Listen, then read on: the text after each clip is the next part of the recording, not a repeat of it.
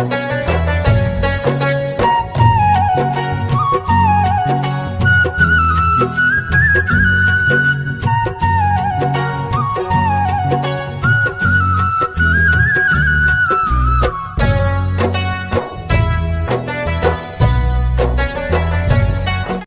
વિદ્યાર્થી મિત્રો, કેમ છો બધા? મજામાં છો ને? આજે ધોરણ 12 કેમિસ્ટ્રીની અંદર ચેપ્ટર નંબર 11 અને એમાં આજે આપણે અભ્યાસ કરવાનો છે ઈથર સંયોજનોનો. તો આજે ઈથર સંયોજન છે એની બનાવટનો આજે આપણે અભ્યાસ કરશું અને આ ઈથર સંયોજનના ભૌતિક ગુણધર્મોનો આજે આપણે અભ્યાસ કરશું. આ આપણા ચેપ્ટરનો 18મો વિડીયો થશે. તો ચલો આપણે ઈથર સંયોજનની બનાવટની અંદર આપણે જઈએ. તો આ ઈથર સંયોજનની બનાવટ કેવી રીતે થાય? તો જે આલ્કોહોલ સંયોજન છે એ આલ્કોહોલ સંયોજનનું જો આપણે નિર્જલીકરણ કરી નાખીએ ને તો એના નિર્જલીકરણ દ્વારા આપણને ઈથર મળે. આલ્કોહોલના 2 અણુ લેવાના અને એમાંથી પાણીનો 1 અણુ આપણે દૂર કરી દઈએ તો એ દૂર કરવાથી નિપજ તરીકે આપણને ઈથર મળે છે કે જેને આપણે આલ્કોહોલનું નિર્જલીકરણ કહીએ છીએ. અહીં આલ્કોહોલ જે છે એ આલ્કોહોલનું આપણે કોઈ પણ પ્રકારના જે પ્રોટિક એસિડ હશે એવા એસિડ કે જે એસિડમાંથી H+ સરળતાથી દૂર થઈ શકતો હોય એવા એસિડની હાજરીમાં આપણે એનું નિર્જલીકરણ કરશું. દાખલા તરીકે આપણે H2SO4નો ઉપયોગ કરી શકીએ, H3PO4નો ઉપયોગ કરી શકીએ. તો આ H2SO4 અને H3PO4 જેવા જે પ્રોટિક એટલે એમાંથી સરળતાથી H+ ઉત્પન્ન થતો હોય એવા જે પ્રોટિક એસિડ છે એ પ્રોટિક એસિડની હાજરીમાં આ આલ્કોહોલ છે એ નિર્જલીકરણ પામશે અને આ પ્રક્રિયાની નિપજ તરીકે કાં તો આપણને આલ્કીન મળે અથવા તો ઈથર મળે. જો આલ્કોહોલના 1 અણુમાંથી પાણીનો અણુ દૂર થાય ને તો આલ્કીન નિપજ મળે અને જો આલ્કોહોલના 2 અણુમાંથી પાણીનો 1 અણુ દૂર થાય ને તો ઈથર મળે. યાની અહીં મળતી જે નિપજ જે છે એ આલ્કીન હશે કે ઈથર હશે એનો આધાર પ્રક્રિયા પરિસ્થિતિ ઉપર હોય. દાખલા તરીકે આગળ આપણે ભણી ગયા હતા કે જો ઇથેનોલને 170 ડિગ્રી સેન્ટીગ્રેડ તાપમાને આપણે ગરમ કરીએ ને તો આલ્કીન નિપજ તરીકે મળે સલ્ફ્યુરિક એસિડ સાથે, અને જો એને 140 ડિગ્રી સેન્ટીગ્રેડ તાપમાને આપણે સાંદ્ર H2SO4 સાથે પ્રક્રિયા કરીએ તો નિપજ તરીકે ઈથર મળે. યાની 443 કેલ્વિન તાપમાને આપણે પ્રક્રિયા કરશું તો એમાંથી નિપજ તરીકે આપણે ઇથિન મળશે અને જો તાપમાન 413 કેલ્વિન રાખશું તો નિપજ તરીકે આપણને ઈથર મળશે, ઇથોક્સી ઇથેન. કારણ કે અહીં જે સાંદ્ર H2SO4 છે એ સાંદ્ર સલ્ફ્યુરિક એસિડ ભેજ શોષક પદાર્થ તરીકે વર્તતો હોય એટલે પાણીનું શોષણ કરે. જો 1 અણુમાંથી પાણીનું શોષણ કરી નાખે તો આલ્કીન મળે અને જો 2 અણુમાંથી પાણીનું શોષણ કરે તો ઈથર મળે. એટલે અહીં ઈથર મળશે કે આલ્કીન મળશે એનો આધાર કેના ઉપર હશે? પ્રક્રિયા પરિસ્થિતિ પર એ વસ્તુ આધારિત હશે. દાખલા તરીકે આપણે એનું રિએક્શન લખવું હોય તો એનું રિએક્શન આપણે આ રીતે લખી શકીએ. આ છે ઇથેનોલ. આ ઇથેનોલની આપણે જો H2SO4 સાથે 443 કેલ્વિન તાપમાને પ્રક્રિયા કરીએ તો આલ્કીન મળે. આલ્કીન કેવી રીતે મળતો હોય? તો આનો OH જાય અને આનો H જાય, આટલું દૂર થાય અને વચ્ચે ડબલ બોન્ડનું નિર્માણ થાય. બરાબર? પણ ક્યારે? 443 કેલ્વિન તાપમાને, યાની 170 ડિગ્રી સેન્ટીગ્રેડ તાપમાને. પણ જો અહીંયા બીજો આપણે આલ્કોહોલનો અણુ સાથે સાથે લઈ લઈએ આ રીતે CH2CH3 અને આમાંથી એકમાંથી H જાય ને એકમાંથી OH જાય તો નિપજ તરીકે આપણને મળે ઈથર. યાની સાંદ્ર H2SO4 સાથે 413 કેલ્વિન તાપમાને આપણે પ્રક્રિયા કરીએ તો પાણીનો 1 અણુ દૂર થાય અને નિપજ તરીકે આપણને ઇથોક્સી ઇથેન મળશે. અને જો એક જ અણુની ઊંચા તાપમાને આપણે પ્રક્રિયા કરી નાખીએ તો એક જ અણુમાંથી પાણીનો અણુ દૂર થશે અને નિપજ તરીકે આપણને શું મળી જશે? આલ્કીન મળશે. યાની અહીં જે આલ્કીન મળે છે કે ઈથર મળે છે એનો આધાર કેના ઉપર છે? આના ઉપર. રેડી? તો આ રીતે આપણે ઈથરની બનાવટ સમજાવી શકીએ. ચલો આગળ વધીએ કે આ ઈથરની જે બનાવટ થતી હોય ને એ બનાવટ દ્વિઆણ્વીય કેન્દ્રીય અનુરાગી વિસ્થાપન પ્રક્રિયા છે એને ફોલો કરતી હોય. યાની SN2 મિકેનિઝમ છે એ મિકેનિઝમને ફોલો કરતી હોય. એમાં શું થાય? તો સૌ પ્રથમ પ્રોટોનેટેડ આલ્કોહોલ બને. જે પ્રોટોન છે એ પ્રોટોન આલ્કોહોલ ઉપર એટેક કરશે અને એ આલ્કોહોલ ઉપર એટેક કરી અને આલ્કોહોલનો જે અણુ છે એ અણુ સાથે પ્રોટોનેટેડ આલ્કોહોલ બનાવશે. કેવી રીતે પ્રોટોનેટેડ આલ્કોહોલ બનાવે? તો આ રીતે. આ આલ્કોહોલ છે, આ આલ્કોહોલ સાથે આ H+ એટેક કરશે. આ આલ્કોહોલના નોન બોન્ડિંગ ઇલેક્ટ્રોન પેર છે આ H+ ને પોતાની તરફ આકર્ષશે. આકર્ષે એટલે ત્યાં બંધ બનાવી નાખે એટલે ઓક્સિજન ઉપર પોઝિટિવ ચાર્જ આવે એટલે આ થઈ ગયો પ્રોટોનેટેડ આલ્કોહોલ. તો સૌ પ્રથમ પહેલા તબક્કામાં પ્રોટોનેટેડ આલ્કોહોલ બને. પછી આ જે પ્રોટોનેટેડ આલ્કોહોલ છે એ આલ્કોહોલના બીજા અણુ સાથે પ્રક્રિયા કરે. જો આ આલ્કોહોલનો બીજો અણુ, આ બીજા અણુ આ કાર્બન સાથે પ્રક્રિયા કરે, ન્યા જોડાય એટલે અહીંયા જે બંધના ઇલેક્ટ્રોન હતા આ પ્રોટોન વાળો જે આલ્કોહોલ હતો એના ઓક્સિજન ઉપર જે ધનવીજભાર હતો ત્યાં ખેંચાઈ જાય. ઓક્સિજનના ધનવીજભાર ઉપર ખેંચાઈ જાય એટલે આ બંધ તૂટી જાય અને ઓક્સિજનનો પોઝિટિવ ચાર્જ જે છે એ દૂર થઈ જાય એટલે એમાંથી બની જાય પાણી. તો એમાંથી પાણીનું નિર્માણ થયું અને આ ઓક્સિજનના નોન બોન્ડિંગ ઇલેક્ટ્રોન પેરથી આની સાથે જોડાય એટલે આ ઓક્સિજન આ પોતાનો એક ઇલેક્ટ્રોન આ કાર્બન સાથે બંધમાં વાપરે અને એ કાર્બન સાથે બંધમાં વાપરે એટલે વચ્ચેનો જે ઓક્સિજન છે એના ઉપર પોઝિટિવ ચાર્જ આવે. આના ઉપર જે પોઝિટિવ ચાર્જ આવે છે આને કહેવાય પ્રોટોનેટેડ ઇથર. આ તો પ્રોટોનેટેડ આલ્કોહોલ, પ્રોટોનેટેડ ઇથર. યાની પહેલી પ્રક્રિયામાં આલ્કોહોલ H+ સાથે પ્રક્રિયા કરી અને પ્રોટોનેટેડ આલ્કોહોલ બનાવશે. આ પ્રોટોનેટેડ આલ્કોહોલ આલ્કોહોલના બીજા અણુ સાથે પ્રક્રિયા કરી અને પ્રોટોનેટેડ ઇથર બનાવશે. તો આ જે પ્રોટોનેટેડ ઇથર છે એ હવે એમાંથી H+ દૂર કરશે અને H+ દૂર કેવી રીતે કરે તો H ના જે બંધના ઇલેક્ટ્રોન છે એ ઓક્સિજન ઉપર મોકલશે એટલે ઓક્સિજન ઉપરનો જે પ્લસ ચાર્જ છે એ દૂર થશે અને હાઇડ્રોજન પોઝિટિવ ચાર્જ સાથે ત્યાંથી દૂર થાય અને નિપજ તરીકે આપણને ઇથર સંયોજન મળે. તો આ રીતે ઇથરની બનાવટ થાય. તો પહેલા તબક્કામાં શું થયું? આલ્કોહોલની H+ સાથે પ્રક્રિયા, પ્રોટોનેટેડ આલ્કોહોલ. પછી એ પ્રોટોનેટેડ આલ્કોહોલ સાથે બીજા આલ્કોહોલની પ્રક્રિયા થઈ અને નિપજ તરીકે પ્રોટોનેટેડ ઇથર મળ્યું અને ત્રીજા તબક્કાની અંદર આ પ્રોટોનેટેડ જે ઇથર છે એ પ્રોટોનેટેડ ઇથરમાંથી H+ દૂર થયો અને ફાઇનલી આપણને શું મળી ગયું? ઇથર મળી ગયું. આ જે H+ દૂર થયો એ વળી પાછો એક આલ્કોહોલ પસંદ કરશે અને આલ્કોહોલ સાથે પ્રક્રિયા કરી અને પ્રોટોનેટેડ આલ્કોહોલ બનાવશે. આ પ્રોટોનેટેડ આલ્કોહોલ બીજા આલ્કોહોલના અણુ સાથે પ્રક્રિયા કરશે અને એની સાથે પ્રક્રિયા કરીને પ્રોટોનેટેડ ઇથર બનાવશે. એ પ્રોટોનેટેડ ઇથરમાંથી વળી પાછો H+ દૂર થઈ અને ઇથર બનાવશે. આ જે H+ છૂટો પડ્યો હોય વળી પાછો આ ઇથેનોલ સાથે પ્રક્રિયા કરીને એટલે આમ સતત આ પ્રક્રિયા થતા રાખતી હોય અને આ પ્રક્રિયા સતત આપણે જો આ પ્રક્રિયાની અંદર એવી વ્યવસ્થા ગોઠવીએ કે એક બાજુથી તમે જો આની અંદર સતત આલ્કોહોલ ઉમેરતા રહ્યો તો બીજી બાજુથી આપણને સતત ઇથર મળતું રહે ને એવી વ્યવસ્થા આપણે આની અંદર કરી શકીએ અને આવી રીતે જે ઇથરનું ઔદ્યોગિક ઉત્પાદન થતું હોય છે એને આપણે સતત ઇથરીકરણ કહીએ છીએ. આમાં શું કરવાનું હોય સતત ઇથરીકરણમાં? સાંદ્ર H2SO4 તો છે જ પણ તમારે અહીંથી શું કરવાનું તો આલ્કોહોલ એક કન્ટિન્યુ ઉમેરતા રહેવાનું. આલ્કોહોલ કન્ટિન્યુ ઉમેરતા રહ્યો એટલે તમને નિપજમાં સતત ને સતત આવો ઇથર જે છે એ મળ્યા રાખે. તો અહીં આપણને નિપજ તરીકે સતત ઇથર મળ્યા રાખે. સતત ઇથર મળ્યા રાખે એટલે આને કહેવાય સતત ઇથરીકરણ. બરાબર.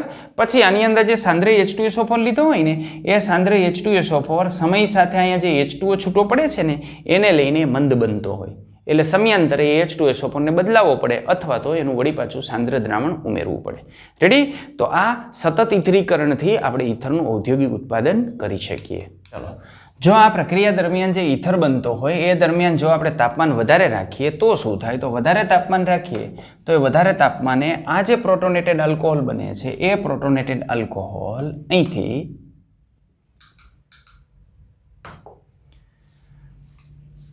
તો અહીં સાંદ્ર H2SO4 સાથે આપણે ઊંચા તાપમાને પ્રક્રિયા કરતા હોઈએ તો શું થાય? તો ઊંચા તાપમાને પ્રક્રિયા કરીએ ને તો આ બંધના ઇલેક્ટ્રોન છે ને બંધના ઇલેક્ટ્રોન ઓક્સિજન ઉપર જાય. એ ઓક્સિજન ઉપર જાય એટલે આના ઉપર જે છે એ પોઝિટિવ ચાર્જ આવે તો ત્યાંથી કાર્બોકેટાઇનનું નિર્માણ થાય અને આ કાર્બોકેટાઇન જે છે એ આમાં એક હાઇડ્રોજન સાથેનો જે બંધ હોય એ બંધના ઇલેક્ટ્રોનનું શિફ્ટિંગ અહીંથી અહીં થાય અને અહીંથી H+ છૂટો પડે તો નિપજ તરીકે આપણને શું મળે? આલ્કીન મળે. એટલે ઇથરની બનાવટવાળી જે પ્રક્રિયા છે એ પ્રક્રિયામાં જો આપણે તાપમાન ઊંચું રાખીએ તો તાપમાન ઊંચું રાખવાથી આપણને નિપજ તરીકે શું મળી શકે? આલ્કીન મળી શકે. રેડી? આ પ્રક્રિયાનો જે ઉપયોગ છે એ ઉપયોગ આપણે શેના માટે કરીએ છીએ? તો આ પ્રક્રિયાનો ઉપયોગ આપણે કરીએ છીએ ઇથરની બનાવટ માટે પણ એની કેટલીક મર્યાદા હોય છે. એ મર્યાદાની આપણે વાત કરીએ તો આ પદ્ધતિથી માત્ર ને માત્ર જે પ્રાથમિક આલ્કાઇલ સમૂહ ધરાવતા જે ઇથર સંયોજનો છે ને એ ઇથર સંયોજનો સરળતાથી બનાવવામાં આવે છે. કારણ કે જો એની અંદર આલ્કાઇલ સમૂહની અંદર શાખાઓની સંખ્યા વધી જાય ને તો અવરોધ વધી જાય અને અવરોધ વધી જાય તો ત્યાં આપણને નિપજ તરીકે જે છે એ આલ્કીન મળવાની સંભાવના વધી જતી હોય છે. એટલે અવરોધ રહિત જે આલ્કાઇલ સમૂહ છે એ આલ્કાઇલ સમૂહ સાથે આ પ્રક્રિયા થતી હોવી જોઈએ. અને બીજું તાપમાન જો 140 ડિગ્રીની જગ્યાએ 170 ડિગ્રી સેન્ટીગ્રેડ થઈ જાય યાની જો તાપમાન ઊંચું વહી જાય તો આલ્કીન મળે. યાની ઇથર મેળવવા માટે આપણે તાપમાન કેવું રાખવું પડે? નીચું રાખવું પડે. રેડી? તો આ એની મર્યાદા છે. અને આ જે ઇથરીકરણની મર્યાદા બીજી આપણે જોઈએ તો આ સતત ઇથરીકરણની બીજી મર્યાદા એ છે કે આનાથી આપણને સાદા જ ઇથર મળે. દાખલા તરીકે માનો કે હું આલ્કોહોલ તરીકે લઈ લઉં છું ROH અને ROHની આપણે જે છે એ સાંદ્ર H2SO4 સાથે પ્રક્રિયા કરીએ તો આપણને જે ઇથર મળશે ને એ ઇથર આ પ્રકારના ઇથર મળશે. સાદા ઇથર જ મળશે. બરાબર. એટલે સાદા ઈથર બનાવવા માટે આપણે આ પ્રક્રિયાનો ખૂબ ઉપયોગ કરીએ છીએ. એટલે સાદા ઈથર બનાવવા હોય તો એના માટે આપણે સતત ઈથરીકરણનો આપણે ઉપયોગ કરી શકીએ, પણ મિશ્ર ઈથર બનાવવા માટે આ પ્રક્રિયા એટલી બધી ઉપયોગી નથી થતી. જો આની અંદર જે આલ્કાઇલ શૃંખલા છે એ આલ્કાઇલ શૃંખલામાં દ્વિતીયક અથવા તૃતીયક આલ્કોહોલ જોડાયેલો હોય તો ત્યારે એ SN1 ક્રિયાવિધિને અનુસરે, અને એ SN1 ક્રિયાવિધિને અનુસરે એટલે એની અંદર જે દ્વિતીયક અને તૃતીયક આલ્કોહોલ સંયોજન છે એમાં સાથે સાથે આલ્કીન બનવાની પણ સંભાવના હોય, કારણ કે આ પ્રક્રિયા જ્યારે થાય ત્યારે એમાં વિલોપનની પ્રક્રિયા અને વિસ્થાપનની પ્રક્રિયા બંને એકબીજા સાથે સ્પર્ધા કરશે. જે ઇઝીલી થતી હોય એ આપણે એમાં નિપજ તરીકે આપી શકીએ. ચાલો, હવે આપણને એક પ્રશ્ન પૂછવામાં આવે છે કે શું તમે સમજાવી શકો છો કે ઇથાઇલ મિથાઇલ ઈથરની બનાવટ માટે આ દ્વિઆણ્વીય નિર્જલીકરણની પ્રક્રિયા શા માટે યોગ્ય નથી? તો આપણે એનો જવાબ આપીએ. શું મેળવવું છે આપણે? ઇથાઇલ મિથાઇલ ઈથર યાની CH3CH2OCH3. અને જો આ આપણે મેળવવું હોય તો આપણે કેવી રીતે મેળવી શકીએ? તો એના માટે આપણે જરૂર પડશે CH3CH2OHની, પ્લસ સાથે આપણે જરૂર પડશે મિથેનોલની, અને આની આપણે પ્રક્રિયા કરવાની થાય સાંદ્ર H2SO4 સાથે. તો સાંદ્ર H2SO4 સાથે આપણે આની જ્યારે પ્રક્રિયા કરશું ત્યારે આપણને શું મળશે? તો આ પ્રકારે ઈથર મળશે. પણ શું માત્ર આ જ ઈથર મળશે? તો ના, અહીં એક ઈથર આપણને આવો મળે, બીજો ઈથર આપણને આવો મળશે CH3CH2OCH2CH3, અને ત્રીજો ઈથર આપણને આમ મળશે. યાની અહીં જો મિથેનોલ અને ઇથેનોલનો આપણે ઉપયોગ કરી અને સતત ઈથરીકરણનો આપણે ઉપયોગ કરીએ તો અહીં આપણને જુદા જુદા જે ઈથર છે એની અંદર 3 ટાઈપ મળશે. એક મિથેનોલનો સાદો ઈથર મળશે, 2 ઇથેનોલના અણુમાંથી બનતો જે છે ઈથર યાની ઇથોક્સી ઇથેન મળશે, મિથોક્સી મિથેન મળશે, ઇથોક્સી ઇથેન મળશે, અને મિથોક્સી ઇથેન મળશે યાની ઈથર સંયોજનનું મિશ્રણ મળશે. અને જો આવી રીતે ઈથર સંયોજનનું મિશ્રણ મળતું હોય તો એને અલગ કરવા વળી પાછું આપણે એનું નિષેધન કરવું પડે. એટલે મિશ્ર ઈથરની બનાવટ માટે આપણે આ સતત ઈથરીકરણનો ઉપયોગ નથી કરતા. એટલે આ એની એક મર્યાદા છે. તો આ મર્યાદા દૂર કરવા માટે આપણે ઈથરની બનાવટ માટે બીજી એક પદ્ધતિનો ઉપયોગ કરીએ છીએ, જેને આપણે કહીએ છીએ વિલિયમસન સંશ્લેષણ. તો આ વિલિયમસન સંશ્લેષણથી સાદા અને મિશ્ર બંને પ્રકારના ઈથર બનાવી શકાય, યાની સંમિત યાની સાદા અને અસંમિત યાની મિશ્ર ઈથર બનાવવા માટે આ જે વિલિયમસન પદ્ધતિ છે એ વિલિયમસન પદ્ધતિનો આપણે ઉપયોગ કરીએ છીએ. આ વિલિયમસન પદ્ધતિની અંદર સૌ પ્રથમ આપણે ઉપયોગમાં લઈએ છીએ આલ્કાઇલ હેલાઇડ. નિર્જલીકરણમાં આપણે ઉપયોગમાં લેતા હતા આલ્કોહોલ, અહીં આપણે ઉપયોગમાં લઈએ છીએ આલ્કાઇલ હેલાઇડ સંયોજન. આ આલ્કાઇલ હેલાઇડ સંયોજનની સોડિયમ આલ્કોક્સાઇડ સાથે પ્રક્રિયા કરવામાં આવે છે. અને આ વિલિયમસન સંશ્લેષણની ખાસિયત એ છે કે આ વિલિયમસન સંશ્લેષણથી આપણને જે ઈથર મળશે એ ઈથરની અંદર આલ્કાઇલ સમૂહ દ્વિતીયક અથવા તૃતીયક પ્રકારના આલ્કાઇલ સમૂહ પણ હોઈ શકે. યાની દ્વિતીયક અને તૃતીયક આલ્કાઇલ ધરાવતો જો આપણે ઈથર મેળવવો હોય તો આપણે વિલિયમસન સંશ્લેષણથી મેળવી શકીએ, પણ સતત ઈથરીકરણને આધારે આપણે એ ન મેળવી શકીએ. દાખલા તરીકે આ પ્રક્રિયાની અંદર આ રીતે થાય. એક આલ્કાઇલ હેલાઇડ છે, આ આલ્કાઇલ હેલાઇડ છે. આલ્કાઇલ હેલાઇડની આપણે પ્રક્રિયા કરીએ છીએ સોડિયમ આલ્કોક્સાઇડ સાથે. આ સોડિયમ આલ્કોક્સાઇડ સાથે પ્રક્રિયા કરીએ એટલે નિપજ તરીકે આપણને ઈથર મળશે. આ R છે, આ R' છે, એટલે મિશ્ર ઈથર આપણને મળ્યો અને એને X અહીંથી છૂટો પડે. યાની અસંમિત ઈથરની બનાવટ આપણે અહીં લીધી છે. જો અહીં બંને જગ્યાએ માનો કે ઇથાઇલ ક્લોરાઇડ લઈએ અને અહીં સોડિયમ ઇથોક્સાઇડ લઈએ તો આપણને ડાઇથાઇલ ઈથર મળે. એટલે સાદા ઈથર તો મળવાના જ છે આના માટે, પણ સાદા ઈથર માટે આપણે જનરલી સતત ઈથરીકરણનો ઉપયોગ કરતા હોઈએ છીએ, અને આવા મિશ્ર ઈથર બનાવવા હોય તો વિલિયમસન સંશ્લેષણનો આપણે એની અંદર ઉપયોગ કરતા હોઈએ છીએ. જો અહીં આપણે જે વિસ્થાપનની પ્રક્રિયા કરીએ છીએ એ માનો કે SN2 પ્રકારની વિસ્થાપનની પ્રક્રિયા હોય, યાની દ્વિઆણ્વીય કેન્દ્રીય અનુરાગી વિસ્થાપન પ્રક્રિયા હોય, તો એની અંદર જે પ્રાથમિક આલ્કાઇલ હેલાઇડ છે એના ઉપર આલ્કોક્સાઇડ આયનનો હુમલો થતો હોય. પણ જો અહીં આપણે જે આલ્કાઇલ હેલાઇડ લઈએ છીએ એ આલ્કાઇલ હેલાઇડની અંદર પ્રાથમિક આલ્કાઇલ હેલાઇડ લીધેલો હોય તો આપણને પ્રક્રિયા ખૂબ સારી રીતે મળે, યાની ઉત્તમ નિપજ આપણને એની અંદર મળે. પણ જો એ પ્રાથમિક આલ્કાઇલ હેલાઇડની જગ્યાએ આપણે દ્વિતીયક અથવા તૃતીયક આલ્કાઇલ હેલાઇડ લઈ લઈએ તો આ કિસ્સાની અંદર વિલોપન અને વિસ્થાપન બંને પ્રક્રિયા થતી હોય, એના વચ્ચે સ્પર્ધા થતી હોય. યાની દ્વિતીયક આલ્કાઇલ હેલાઇડ આપણે લઈએ તો એની અંદર બંને પ્રકારની નિપજો આપણને મળતી હોય, પણ જો તૃતીયક આલ્કાઇલ હેલાઇડ આપણે લઈ લઈએ તો એમાં માત્ર ને માત્ર વિસ્થાપનની પ્રક્રિયા થઈ અને આપણને આલ્કીન નિપજ મળે.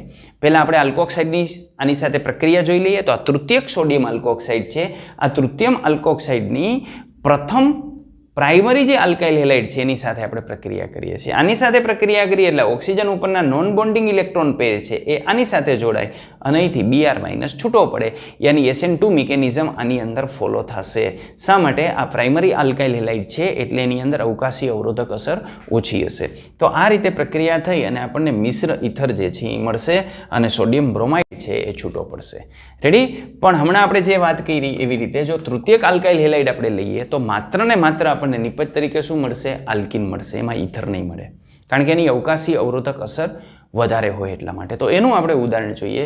અહીં આપણે સોડિયમ મિથોક્સાઇડ લીધો છે, આલ્કોહોલ મિથેનોલ હતો, એની આપણે પ્રક્રિયા કરીએ તૃતીયક બ્યુટાઇલ બ્રોમાઇડ સાથે. તો આની સાથે પ્રક્રિયા કરીએ એટલે નિપજ તરીકે આપણને આલ્કીન સંયોજન મળશે. કેવી રીતે આલ્કીન સંયોજન? તો જુઓ, આજે સોડિયમ આલ્કોક્સાઇડ, તો આનું એટેક અહીં આ જે કાર્બન છે એના ઉપર એનું એટેક થવું જોઈએ, પણ એનો એટેક ન્યા નહીં થાય. એની જગ્યાએ અવકાશી અવરોધક અસર વધારે હોવાથી એ એક H સાથે પ્રક્રિયા કરશે. એ H સાથે પ્રક્રિયા કરશે એટલે અહીં જે છે એ ડબલ બોન્ડનું નિર્માણ થઈ જશે. અન્યથી આ સોડિયમ બ્રોમાઇડ જે છે એ છૂટો પડી જશે, અહીં આલ્કીન બની જશે અને અહીંથી આપણને આલ્કોહોલ મળશે. યાની આ રીતની પ્રક્રિયા થાય, આલ્કીનનું નિર્માણ થઈ જશે, સોડિયમ બ્રોમાઇડ અને મિથેનોલ છૂટો પડી જશે. રેડી? આ રીતની પ્રક્રિયા આપણને આની અંદર જોવા મળશે. શા માટે આવું થાય છે? તો એવા થવા પાછળનું કારણની આપણે વાત કરીએ તો આપણે જે આલ્કોક્સાઇડ આયન લઈએ છીએ RO- એ આલ્કોક્સાઇડ આયનના કેરેક્ટર આ રીતનું હોય છે. આ આલ્કોક્સાઇડ આયન કેન્દ્રીય અનુરાગી પ્રક્રિયક તો છે જ, પણ માત્ર કેન્દ્ર અનુરાગી પ્રક્રિયક નથી, એની સાથે સાથે એ પ્રબળ બેઝ તરીકે પણ વર્તે છે. અને જો પ્રબળ બેઝ તરીકે વર્તે તો પહેલામાં રહેલા હાઇડ્રોજનનો સ્વીકાર કરે અને એમાં રહેલા હાઇડ્રોજનનો સ્વીકાર કરે તો વિલોપન પ્રક્રિયા થાય અને એ વિલોપન પ્રક્રિયાને અંતે આપણને નિપજ તરીકે શું મળશે? આલ્કીન સંયોજન મળશે.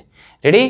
આ જે પ્રક્રિયા છે એ ફિનોલની અંદર પણ આપણે જોઈ શકીએ છીએ. આ જે ફિનોલ છે, ફિનોલ સાથે પણ આ પ્રક્રિયા થાય અને ફિનોલનું પણ આપણે ઇથરમાં રૂપાંતરણ કરી શકીએ. પણ ફિનોલનું આપણે જ્યારે ઇથરમાં રૂપાંતરણ કરતા હોય ત્યારે ફિનોલની અંદર કાર્બન અને ઓક્સિજન વચ્ચેનો ડબલ બોન્ડ ન તૂટે, યાની એ ફિનોક્સાઇડ આયન તરીકેનો જે ઇથર જે છે એ ઇથર બનાવે. દાખલા તરીકે ફિનોલની સોડિયમ ફિનોલની NaOH સાથે આપણે પ્રક્રિયા કરીએ એટલે આપણને આ સોડિયમ ફિનોક્સાઇડ મળે. આ જે સોડિયમ ફિનોક્સાઇડ છે એનો આ આલ્કાઇલ ઉપર એટેક કરે એટલે અહીંથી X- છૂટો પડશે ને આવો ઇથર મળશે. પણ જે ઇથર મળે ને એમાં ફિનોક્સાઇડ આયન વાળો જ ઇથર આપણને મળતો હોય છે. રેડી? તો આને આપણે કહીએ છીએ વિલિયમસન સંશ્લેષણ. આ વિલિયમસન સંશ્લેષણ મુજબ માનો કે આપણે જે છે એ આલ્કીન સંયોજન બનાવવા હોય તો આપણે આ રીતે આલ્કીન સંયોજન બનાવી શકીએ. આ રીતે આપણે ઇથર સંયોજન બનાવી શકીએ. માનો કે મિથેનોલ, તો મિથેનોલની સૌ પ્રથમ સોડિયમ ધાતુ સાથે પ્રક્રિયા કરવાની એટલે એનો સોડિયમ ક્ષાર બને કે જેને આપણે કહીએ છીએ સોડિયમ મિથોક્સાઇડ. બરાબર? હવે આ જે સોડિયમ મિથોક્સાઇડ છે એની આપણે મિથાઇલ ક્લોરાઇડ સાથે પ્રક્રિયા કરીએ એટલે -NaCl થઈ જાય અને નિપજ તરીકે અહીં આપણને મળી જાય ઇથર. આ રીતે ઇથર આપણને મળશે. રેડી? એટલી વસ્તુ. પહેલાં આલ્કોહોલની કોની સાથે પ્રક્રિયા કરવાની? સોડિયમ સાથે. પણ આ વિલિયમસન સંશ્લેષણની અંદર જો ફિનોલ આપણે દાખલ કરીએ તો ફિનોલની એસિડિક સક્રિયતા વધારે હોય અને એસિડિક સક્રિયતા વધારે હોય એટલે ફિનોલની Na સાથે પ્રક્રિયા કરવાની જગ્યાએ NaOH સાથે પ્રક્રિયા કરશું અને એની NaOH સાથે પ્રક્રિયા કરી અને આપણે શું બનાવતા હોય તો આ સોડિયમ ફિનોક્સાઇડ આપણે બનાવતા હોય. અને આ સોડિયમ ફિનોક્સાઇડની પછી માનો કે આપણે CH3Cl સાથે પ્રક્રિયા કરીએ તો -NaCl થઈ જાય અને અહીં નિપજ તરીકે આપણને મળી જશે એનિશોલ. રેડી? તો ઇથર સંયોજનની વિલિયમસન સંશ્લેષણ આપણે આ રીતે કરતા હોઈએ છીએ. ખ્યાલ આવ્યો? પહેલા આલ્કોહોલ હોય તો સોડિયમ ધાતુ સાથે પ્રક્રિયા કરવાની અને સોડિયમ આલ્કોક્સાઇડ બનાવી લેવાનો. આ સોડિયમ આલ્કોક્સાઇડની આલ્કાઇલ હેલાઇડ સાથે પ્રક્રિયા કરવાની. ક્લિયર આટલું? પણ જો ફિનોલ આપેલો હોય તો સોડિયમ ધાતુની જરૂરિયાત નથી, તો ફિનોલની NaOH સાથે પ્રક્રિયા કરી અને સોડિયમ ફિનોક્સાઇડ બનાવી નાખો અને આ સોડિયમ ફિનોક્સાઇડની આલ્કાઇલ હેલાઇડ સાથે પ્રક્રિયા કરીએ એટલે વિલિયમસન સંશ્લેષણનું પાલન કરી અને આપણને ઇથર નિપજ તરીકે મળશે. બરાબર? એક વસ્તુ આપણે આની અંદર ધ્યાન રાખશું કે આ જે ઇથર સંયોજનની બનાવટ છે એ બનાવટની અંદર આલ્કાઇલ હેલાઇડ કેવો લેવાનો, તો આ આલ્કાઇલ હેલાઇડ આપણે લેશું 10 અથવા તો 20. જો અહીં આલ્કાઇલ હેલાઇડ જે છે એ 30 હશે તો નિપજ તરીકે આપણને શું મળશે? તો નિપજ તરીકે આલ્કીન મળશે. 10 અને 20ના કેસમાં આપણને નિપજ તરીકે ઇથર મળશે. રેડી? પણ જો 30 આલ્કાઇલ હેલાઇડ હશે તો નિપજ તરીકે આપણને શું મળી જશે? આલ્કીન મળી જશે. તો ચાલો આ વસ્તુનો આપણે અભ્યાસ કરીએ કોયડાઓ ઉપરથી. ચલો, તો અહીં આપણને આપેલો છે કોયડો 1.6. તો કોયડા 1.6ની આપણે વાત કરીએ. એમાં આપણને આપેલું છે નીચે દર્શાવેલી પ્રક્રિયા તૃતીયક બ્યુટાઇલ ઇથાઇલ ઇથરની બનાવટ માટે યોગ્ય નથી. આ પ્રક્રિયાની મુખ્ય નિપજ શું હશે? તો આ પ્રક્રિયાની આપણે મુખ્ય નિપજ લખવાની છે. અહીં આપણને પ્રક્રિયા આપી છે. તો આ પ્રક્રિયાની અંદર આ સોડિયમ ઇથોક્સાઇડ આપણને આપ્યો છે. સોડિયમ ઇથોક્સાઇડની એ પ્રક્રિયા કરે છે તૃતીયક બ્યુટાઇલ ક્લોરાઇડ સાથે. પણ આ તૃતીયક બ્યુટાઇલ ક્લોરાઇડ સાથે પ્રક્રિયા કરે એટલે શું થાય? તો આનો જે આલ્કોક્સાઇડ આયન છે એ આલ્કોક્સાઇડ આયન એટેક કરે, એટલે આ આલ્કોક્સાઇડ આયન આમ એટેક કરશે. આ આલ્કોક્સાઇડ આયન એટેક કરે એટલે H ને એની સાથે લઈ જશે. H ને એની સાથે લઈ જાય એટલે આના ઉપર જે છે એ અહીં નેગેટિવ ચાર્જ આવશે. આ જે નેગેટિવ ચાર્જ છે એનું શિફ્ટિંગ અહીં થાય એટલે આ બંધના ઇલેક્ટ્રોન સાથે Cl ત્યાંથી દૂર થઈ જશે. એટલે આ પ્રક્રિયાની અંદર નિપજ તરીકે આપણને મળશે CH3C, કોઈ પણ એક જગ્યાએ ડબલ બોન્ડ. આ આપણને પ્રોડક્ટ મળશે, એને Cl છૂટો પડશે અને ઇથેનોલ પાછો એની અંદર બની જશે. એટલે આ પ્રકારની નિપજ આની અંદર આપણને મળશે. રેડી? ક્લિયર? ચાલો. અને આ નહીં બને. આ શા માટે નહીં બને? આના માટે યોગ્ય નથી. શા માટે? કંઈ આ આલ્કાઇલ હેલાઇડ લીધો છે. આલ્કાઇલ હેલાઇડ કેવો છે? 3 આલ્કાઇલ હેલાઇડ છે. 3 આલ્કાઇલ હેલાઇડ લ્યો તો આ ન મળે. અહીંયા ડબલ બોન્ડનું નિર્માણ થાય, આ નીકળી જાય. ક્લિયર? ઓકે. એના પછી આપણને એવું કીધું છે કે તૃતીયક બ્યુટાઇલ ઇથાઇલ ઇથરની બનાવટ માટે યોગ્ય પ્રક્રિયા લખો. તો આપણે બનાવટ કરવાની છે કોની? તૃતીયક બ્યુટાઇલ ઇથાઇલ ઇથરની બનાવટ. તો આના માટે આપણે યોગ્ય પ્રક્રિયા લખીએ. આ ઇથર બનાવવાનો છે, એમાં એક બાજુ આપણે ઇથાઇલ રાખવાનો છે, તો આ થઈ ગયું CH2CH3, અને આ બાજુ આપણે રાખવાનો છે તૃતીયક બ્યુટાઇલ. રેડી? તો એક આપણે શું લેવાનો છે? આલ્કાઇલ હેલાઇડ લેવાનો છે, અને એક આપણે લેવાનો છે આલ્કોહોલ. તો આની બનાવટ કરવી હોય તો આની બનાવટમાં આપણી પાસે બે ઓપ્શન હોઈ શકે.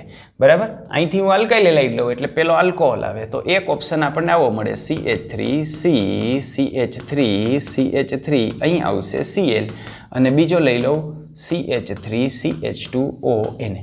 બરાબર? પણ આની જગ્યાએ અહીંથી જે તોડ્યો એની જગ્યાએ જો હું અહીંથી તોડું તો આપણને મળે આ બાજુનો આલ્કોહોલ, એનો સોડિયમ આલ્કોક્સાઇડ મળશે CH3C, CH3CH3O એને. બરાબર? આ આલ્કોક્સાઇડ મળશે, અને સામે આલ્કાઇલ હેલાઇડ આપણને મળશે CH3CH2Cl. ચાલો, આ બેથી આપણે આ બનાવી શકીએ. પણ આ બનાવવા માટે ઉત્તમ પ્રક્રિયક કયો છે? તે બનાવવા માટેનો ઉત્તમ પ્રક્રિયક આ છે.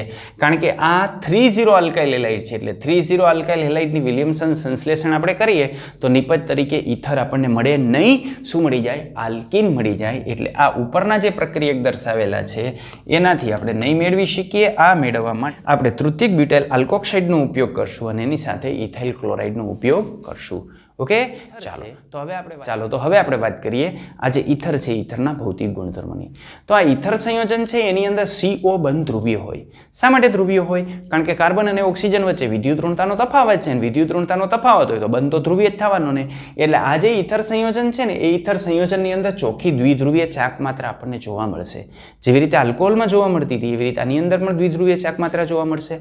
પણ આ ઇથર સંયોજનની અલ્પ ધ્રુવીયતાને લઈને તેમના જે ઉત્કલન બિંદુ છે એ ઉત્કલન બિંદુ ઉપર ખાસ એવી વધુ અસર નથી થતી. એટલે આ જે ઇથર સંયોજન છે એના ઉત્કલન બિંદુની આપણે વાત કરીએ તો એના ઉત્કલન બિંદુ સમાન અણુભાર ધરાવતા જે આલ્કેન સંયોજન છે એના ઉત્કલન બિંદુને સમાન હોય છે. યાની આલ્કેન લ્યો કે ઇથર લ્યો, જો એના અણુભાર સરખા હોય તો લગભગ એના ઉત્કલન બિંદુ સરખા આપણને જોવા મળતા હોય છે. યાની આ ઇથરની અંદર દ્વિધ્રુવીયતા છે, ચોખ્ખી દ્વિધ્રુવીય ચાકમાત્રા જોવા મળે, પણ એ દ્વિધ્રુવીય ચાકમાત્રા એટલી બધી અસરકારક નથી હોતી કે જેથી એ ધ્રુવીયતાને લઈને એના અણુ વચ્ચેનું આંતરાણવીય આકર્ષણ વધે. અને જો અણુ વચ્ચેનું આંતરાણવીય આકર્ષણ ન વધે ને તો એને ઉત્કલન બિંદુ અને ગલન બિંદુ સાપેક્ષમાં નીચા હોય. એટલે ઇથરના ઉત્કલન બિંદુ સાપેક્ષમાં ખૂબ નીચા જોવા મળે છે. કેટલા નીચા? તો આલ્કેનની સમકક્ષ આના ઉત્કલન બિંદુ આપણને જોવા મળતા હોય છે. પરંતુ આપણે સમાન અણુભાર ધરાવતા આલ્કોહોલની વાત કરીએ તો આલ્કોહોલ તો હાઇડ્રોજન બંધ ધરાવતા હોય. હાઇડ્રોજન બંધ ધરાવતા હોય એટલે આલ્કોહોલના ઉત્કલન બિંદુ આપણને સાપેક્ષમાં ખૂબ ઊંચા જોવા મળે. ચાલો, અહીં કેટલાક સંયોજન છે એની આપણે ચર્ચા કરીએ. તો આની અંદર જે આપણને નોર્મલ પેન્ટેન આપ્યો છે, અહીં ઇથોક્સી ઇથેન લીધો છે, આ બ્યુટેનોવાનોલ લીધો છે. આ બંને તો એકબીજાના ક્રિયાશીલ સમૂહ સમઘટકો છે. આના ઉત્કલન બિંદુની વાત કરીએ તો આનું ઉત્કલન બિંદુ 309.1 કેલ્વિન છે, આનું ઉત્કલન બિંદુ 307.6 કેલ્વિન છે, અને આનું ઉત્કલન બિંદુ આપણે લઈએ તો 390 કેલ્વિન છે. આ બેના ઉત્કલન બિંદુ વચ્ચેનો તફાવત તમે જુઓ. સમજાય છે? તો આના પરથી આપણે કહી શકીએ કે આલ્કોહોલ સંયોજનના જે ઉત્કલન બિંદુ છે એ ઉત્કલન બિંદુ ઇથર કરતાં ખૂબ વધુ હોય, યાની આલ્કોહોલ અને ઇથર વચ્ચે ઉત્કલન બિંદુમાં ખૂબ મોટો તફાવત જોવા મળે છે. શા માટે આ તફાવત જોવા મળતો હશે? તો આ જે તફાવત જોવા મળે એની પાછળનું કારણ આલ્કોહોલની અંદર હાઇડ્રોજન બંધ હાજર હોય છે, જ્યારે ઇથરની અંદર હાઇડ્રોજન બંધ જોવા મળતો નથી. ઓકે, બીજી એક વસ્તુ આપણે જોઈ લઈએ. તો જો આ આલ્કોહોલ અને ઇથરને આપણે પાણીની અંદર મિશ્ર કરીએ ને, તો આલ્કોહોલ અને ઇથર એના ઉત્કલન બિંદુમાં ભલે મોટો તફાવત હોય, પણ પાણીની અંદર આપણે મિશ્ર કરીએ તો એની જે મિસિબિલિટી છે, યાની એની મિશ્રણીયતા આપણને જે જોવા મળે છે એ લગભગ સમાન જોવા મળે છે. દાખલા તરીકે ઇથોક્સી ઇથેન યાની આપણે આની વાત કરીએ અને બ્યુટેન 1-ઓલની આપણે વાત કરીએ તો આ બંને સમાન રીતે પાણીની અંદર ઓગળતા હોય. 100 ml પાણીની અંદર એનો અનુક્રમે 7.5 ગ્રામ અને 9 ગ્રામ જે છે એ 100 ml પાણીની અંદર મિશ્રિત થતા હોય. જ્યારે પેન્ટેનને આપણે પાણીની અંદર ઓગાળીએ તો પેન્ટેન તો હાઇડ્રોકાર્બન છે, એટલે પાણીની અંદર એ મિશ્ર જ ન થાય. તો શું તમે આ અવલોકન સમજાવી શકશો કે ઇથર અને આલ્કોહોલ એના ઉત્કલન બિંદુ વચ્ચે મોટો તફાવત છે, પણ જલદ્રાવ્યતામાં વધુ તફાવત નથી? તો એનું કારણ શું છે? તો એનું કારણ આપણે આ રીતે આપી શકીએ કે આ જે ઇથર છે એ ઇથર પણ આલ્કોહોલની માફક પાણી સાથે આ રીતે હાઇડ્રોજન બંધ બનાવે છે. આ પાણીના અણુ સાથે હાઇડ્રોજન બંધ બનાવે છે. અને આલ્કોહોલનો અણુ હોય તો આલ્કોહોલનો અણુ આ રીતે એની સાથે હાઇડ્રોજન બંધ બનાવતો હોય. તો જે રીતે આલ્કોહોલ હાઇડ્રોજન બંધ બનાવે પાણી સાથે, એવી જ રીતે ઇથરનો અણુ પણ પાણી સાથે હાઇડ્રોજન બંધ બનાવે છે. અને આ હાઇડ્રોજન બંધને લઈને એની દ્રાવ્યતા કેવી ગણવામાં આવે છે? સમાન ગણવામાં આવે છે. ઓકે, તો આજના વિડીયોની અંદર આટલું જ. હવે આપણે રાખીએ છીએ, વધુ જોશું આના પછીના વિડીયોની અંદર. ત્યાં સુધી બધાને ટાટા બાય બાય.